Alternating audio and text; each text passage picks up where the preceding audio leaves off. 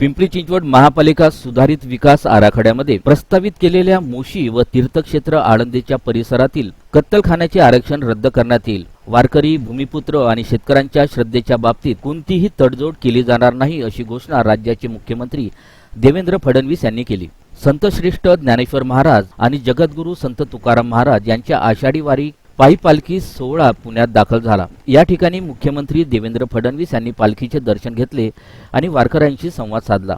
2 दिवसांपूर्वी पिंपरी चिंचवडमध्ये विविध विकास कामांचे भूमिपूजन आणि लोकार्पण कार्यक्रम झाला। या कार्यक्रमात मोशी येथील प्रस्तावित कत्तलखाना आरक्षण रद्द करण्याबाबत ग्रामस्थ आणि भूमिपुत्रांनी मुख्यमंत्र्यांना निवेदन दिले होते। तसेच भाजप आमदार महेश लांडगे यांनीही महापालिका आयुक्त शेखर सिंह आणि मुख्यमंत्र्यांकडे मागणी केली होती। मोशी चर्रोलीच्या नागरिकांची निवेदने स्वीकारा आणि त्यावर सकारात्मक निर्णय घ्या, असे साकडे आमदार लांडगे यांनी घातले होते। त्याला अखेर यश मिळाले आहे। असं आहे की जो काही विकास आराखडा आहे त्या विकास आराखड्यामध्ये आळंदीमध्ये एक आरक्षण कत्तलखान्याकरता दाखवलेलं आहे।